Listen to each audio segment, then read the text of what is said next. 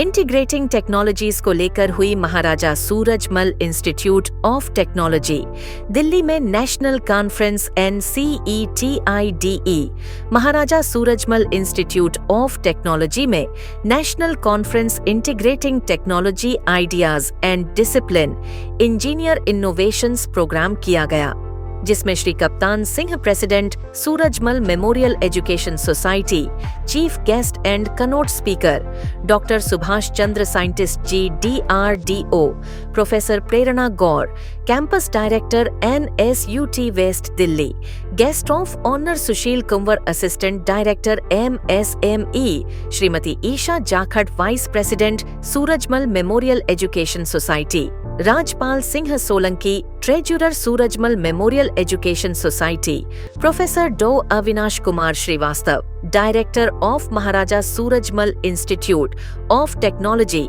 सभी यहाँ national conference में मौजूद रहे। सबने बखूबी अपनी संस्था और इस कॉन्फ्रेंस के बारे में बताया। आधुनिक के इस दौर पर टेक्नोलॉजी और इनोवेशंस के बारे में बात की, जिसमें इंजीनियर को किस तरीके से आगे काम मिल सकते हैं। इस नेशनल कॉन्फ्रेंस का मतलब ही यही था कि इसमें लोगों ने नए नए टेक्नोलॉजी और नए आइडिया को लेकर और इंजीनियर को इनोवेशन के साथ आगे बढ़ने का मोटिवेशन दिया और मीडिया का भी स्टेज पर स्वागत किया। जानते हैं सभी से उनका क्या कहना है। माँ सरस्वती शारदे, माँ सरस्वती शारदे, पूर्णस्य ज्ञान उददिसे, पूर्णस्य ज्ञान उददिसे। All the participants, faculties, head of departments, deans and my dear students to this inaugural session of the national conference in this institute, Maharaja Surajmal Institute of Technology. I Shri Kaptan Singh Ji, President, Surajmal Memorial Education Society, Srimati Isha Jakhar, Senior Vice President, Surajmal Memorial Education Society, Shri R.P. Solanki Ji, Treasurer, Surajmal Memorial Education Society, our esteemed Director, Professor Srivastava Ji, our keynote speaker, Professor Prerna Gaur, colleagues sitting in front of me along with my students. It's not only a matter of pride, a matter of joy also that I am standing here in front of you for presenting conference briefing and the planning for two-day event. Today is a very special day because we are not simply inaugurating a conference, we are bringing together ideas, people, passions and possibilities under one roof. Of Honor Dr. Sunil Kumar ji, हमारी keynote speaker doctor प्रेरणा गौर जी, मेरे सहयोगी ईशा जाखड़ जी, राजपाल जी, हमारे director साहिबान, हमारी faculty और students, आज की ये कॉन्फ्रेंस बहुत ही महत्वपूर्ण है। देखिए, जो आपकी सोशो इकोनॉमिक डेवलपमेंट के चैलेंजेस हैं, उनको पूरा करने के लिए बहुत ज़रूरी है कि जो हमारी इंजीनियरिंग डिफरेंट डिसिप्लिन्स हैं, इनमें कोलैबोरेटिव एक्शन हो, ये मिलकर कार्य करें और रास्ते निकालें। साथ ही साथ ये भी जरूरी है कि जो नई टेक्नोलॉजी सामने आ रही है, जैसे आर्टिफिशियल इंटेलिजेंस है, डेटा है, इनका एफिशिएंट यूज कैसे हो। Convener Professor Neeru Rathi and Professor Puneet Azad and dignitaries sitting off the dais, faculty members and students, participants from all over India. It is my proud privilege to present a keynote address on this conference, which has the name the National Conference on Integrating Technologies, Ideas and Disciplines for Engineering Innovation. So this is the topic with the theme which is very emerging, very vibrant. To extend heartfelt gratitude to all dignitaries, speakers and contributors on behalf of the entire NSIP fraternity who have made this event a grand success. Professor Agar's dedication, guidance and seamless coordination have played a vital role in the success of NCI Guide and we deeply appreciate his valuable contributions. Welcome sir on stage, please. Dignitaries on the dais, esteemed speakers, and dear participants. As we conclude this inaugural session, I would like to extend my heartfelt thanks to each one of you for making this opening a truly memorable one. Firstly, my sincere thanks to our chief guest, Dr. Subhash Chandra, Scientist G, Solid State Physics Laboratory, DRDO. Thank you, sir, for gracing this event. देखिए, आज की ये conference है, ये बहुत ही महत्वपूर्ण conference है। हमारा कंट्री और कहना चाहिए ग्लोबल लेवल पे भी बहुत सी सोशो इकोनॉमिक प्रॉब्लम्स हैं। उन प्रॉब्लम्स का कोई ना कोई सॉल्यूशन हमें करना है। वो सॉल्यूशन तभी पॉसिबल है कि जो भी हमारी डिफरेंट डिसिप्लिन्स हैं, इंजीनियरिंग है, साइंस है या और हमारे ज्ञान के स्रोत हैं, उन सबको मिलाकर ऐसे रास्ते ढूंढे जाएं कि जो चैलेंजेस हमारे सामने हैं उन चैलेंजेस को हम लोग सही तरीके से फेस कर सकें। ऐसी कॉन्फ्रेंसेस से ये पता हमें चलेगा कि हम कौन सा रास्ता चुनें, किस रास्ते पे चल के हम आगे बढ़ सकते हैं, आम आदमी की जो प्रॉब्लम्स हैं उन प्रॉब्लम्स को कैसे हम दूर कर सकते हैं। तो इस मायने में मैं समझता हूँ ये कॉन्फ्रेंस बहुत ही महत्वपूर्ण है, क्योंकि इसके जो भी यहाँ विचार आए हैं और जो भी इसमें निष्कर्ष निकलेंगे वो हमारे समाज के लिए, हमारे देश के लिए, हमारे टेक्नोलॉजिस्ट के लिए, हमारे साइंटिस्ट के लिए बहुत ही महत्वपूर्ण होंगे। और मुझे बड़ी खुशी है डॉक्टर सुभाष चंद्रा और हमारे सुनील कुमार जी, बहुत अच्छा काम ये लोग कर रहे हैं। सरकारी मशीनरी इतना अच्छा काम करने लगे तो आप समझिए देश का बहुत जल्दी उद्धार हो जाएगा। तो मैं तो जो भी यहाँ कार्यक्रम हुआ है उस कार्यक्रम से मैं चाहूँगा आप लोग भी जुड़ें, इसका भी विस्तार करें ताकि आम आदमी को भी पता चले कि DRDO या हमारी ये संस्था जिसमें MSME की ये कितना अच्छा काम कर रहे हैं और उसका लाभ हमारे लोग उठाएं, पर्टिकुलरली स्टूडेंट्स ज़रूर उठाएं, क्योंकि हमारे स्टूडेंट्स जो हैं ये आने वाले भविष्य के एक्चुअली कहना चाहिए ये सोशल डेवलपमेंट के सोर्स हैं। तो इनके दिमाग में अगर ये चीज़ें आएंगी कि हमें क्या करना है, कैसे करना है, कैसे आगे बढ़ना है, क्या हमारी समस्याएं हैं, उन समस्याओं का समाधान होगा। बेसिक बात तो यह है कि आम आदमी की जो प्रॉब्लम्स हैं, उसके जो चैलेंजेस हैं, उनको दूर करना बहुत ज़रूरी है। तभी हमारे देश में, हमारे समाज में शांति भी रहेगी, देश आगे भी बढ़ेगा। और ये सही है कि एक दिन पहले हमारा देश कभी दुनिया का सिरमौर था। अभी मैंने बताया था कि एंगस मेडिसन की रिपोर्ट आप पढ़िए, वो साफ साफ कहता है कि ये देश एक इंडस्ट्रियल कंट्री था। कॉटेज इंडस्ट्री थी, स्मॉल इंडस्ट्रीज़ थी, गांव में इंडस्ट्रीज़ थी और इनके जो प्रोडक्ट थे वो पूरी दुनिया में उनका जाते थे।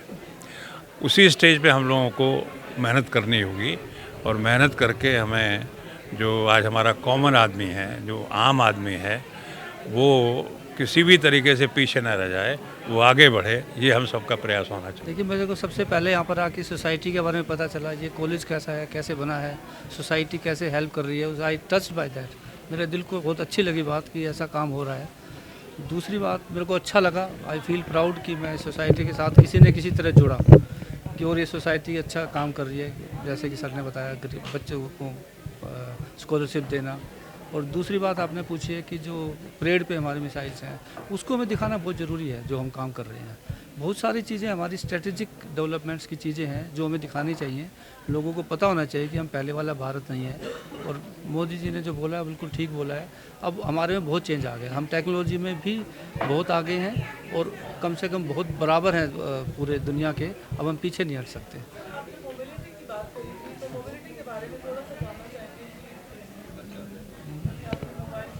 हाँ, मोबाइल टेक्नोलॉजी मैं बच्चों को किसी तरह इस पूरे लेक्चर में जोड़ना चाहता था कि अगर मोबाइल एक आदमी के पास है, 100 आदमी के पास है और 1000 आदमी के पास, तो कैसे आया? क्योंकि बैंडविड्थ जो है, मतलब इतने एक मोबाइल बहुत सारे लोग एक ही टाइम पे कैसे यूज़ करेंगे? आपके सिग्नल्स ब्रेक डाउन होते हैं, आपको देखा आपकी कॉल कट जाती है। तो उस सब में डीप टेक्नोलॉजीज यूज़ हो रही हैं। तो मैंने डीप टेक्नोलॉजीज़ के बारे में बताया जो आगे जाके हमारा एक टेक्नोलॉजिकल हिस्सा होगी पूरे वर्ल्ड का, और उसमें भी हम उसमें आगे आना चाहते हैं। जैसे AI है, क्वांटम कंप्यूटिंग है, उसमें आपके सिग्नल स्मूथ होंगे, बैंडविड्थ उसमें ज़्यादा होगी। तो बहुत सारे लोग एक ही तरह बहुत सारा डाटा यूज़ कर सकते हैं। देखिए, AI बहुत ज़्यादा बेनिफिट रहेगा, इससे कोई नुकसान नहीं होने वाला। और इसका मैं आपको एग्जांपल से समझा सकता हूँ कि जब कंप्यूटर आया था 1986 में, हमने जब पूरा कंप्यूटराइज किया था अपने देश में तो लोगों ने कहा था कंप्यूटर आ गए हैं, लोगों की नौकरियां चली जाएंगी। ऐसा तो कुछ नहीं हुआ, बल्कि कंप्यूटर से सारी नौकरियां बढ़ रही हैं। ऐसे ही एआई का अगर सही यूज है तो उसका हमें बेनिफिट ही होगा उसका। Actually, smart city involves the community. Whatever the challenges in the community exist, smart cities gives the solutions to all those challenges. तो उसमें जितने एजुकेशन फील्ड में लोग हैं जो इनोवेशन कर रहे हैं, स्टार्टअप अपना स्टार्ट करना चाहते हैं, तो एंड जो इंडस्ट्री है, तो they all come together with along with the government provides funds, so we have to find the solutions from the challenges of society, and we have to make to a conclusion, and finally we have to develop our cities accordingly.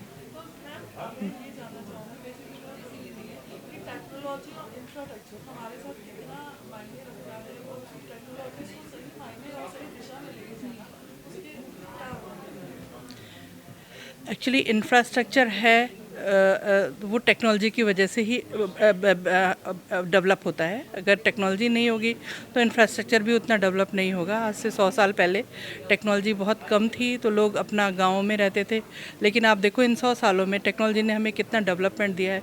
हमारा infrastructure evolve हो चुका है।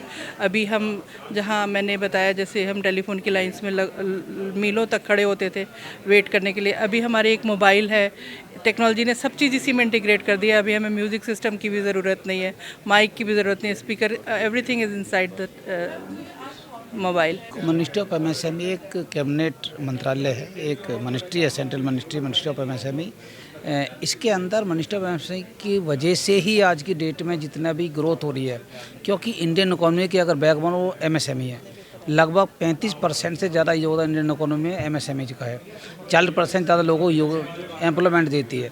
तो हमारा एक basic उद्देश्य ये है कि जो बच्चे यहाँ के जो कॉलेज के स्टूडेंट वालों जो बेस्ट कॉलेज है MSIT, जो यहाँ के स्टूडेंट्स हैं उनके मन में कोई अगर आइडिया है, अगर अपने तो सीमित ना रखें उसको, come with the government organisation, हम उसके लिए उसको प्रोटोटाइप बनाने के लिए, उसको डेवलप करने के लिए 15 लाख पर आइडिया देते हैं।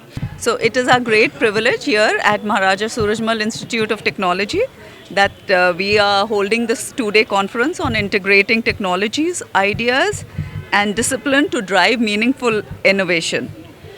Now, innovation में ये क्या है कि today we are at this cusp where society is not standing alone. We are not in silos and we cannot operate in silos. Nobody can do their own thing. We have to integrate technologies, and all whatever meaningful innovation will come, that will come from multiple spheres, because society's problems are such and society's solutions are also found in various technologies, not in a single technologies. So somebody will have the idea, somebody will work on it, and somebody will use the solution. So without the three components of thinking, doing and using, nothing will be successful. National institute of technology की 2 दिवसीय national conference हुई है। NCIT IDE विषय था इनका, innovative technology और ideas के बारे में।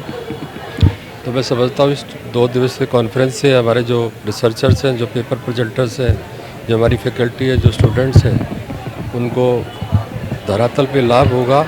और जो रूरल एरियाज़ में, एग्रीकल्चर में, डिफेंस सेक्टर में, समाज सिटीज़ में इस टेक्नोलॉजी का जो उपयोग होगा वो देश को भी फ़ायदा होगा और समाज को फ़ायदा होगा। ये this national conference on integration of ideas, technologies and applications, disciplines, it's a need of hour actually, because unless we come together, हमारी ज़रूरतें क्या हैं, हमारी टेक्नोलॉजीज़ क्या हैं, हमारी डिसिप्लिनरीज़ क्या हैं ना, इंटरडिसिप्लिनरी वर्क जो होता है वो बहुत ज़रूरी है कोई टेक्नोलॉजी डेवलपमेंट करने के लिए। एक मैकेनिकल इंजीनियर अकेले नहीं कर सकता, एक फिजिक्स का पर्सन अकेले नहीं कर सकता।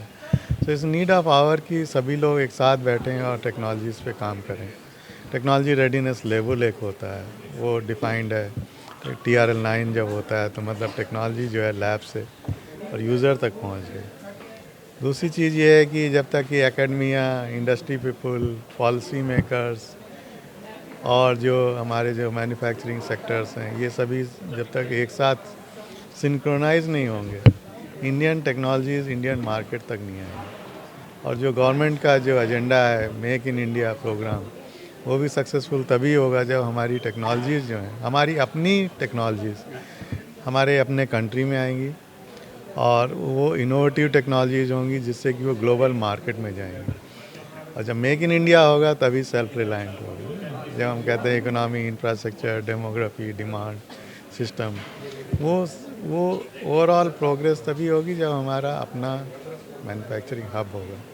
उसके लिए हमें इंजीनियर्स तैयार करने, साइंटिस्ट तैयार करने, एजुकेटर्स तैयार करने, और उन सबको अगर देखते हुए अगर आज की जो ये कॉन्फ्रेंस का जो इनाग्रेशन हुआ है और 2 दिन का जो डेलिब्रेशंस है, ये बहुत ही इम्पॉर्टेंट है। It's not only for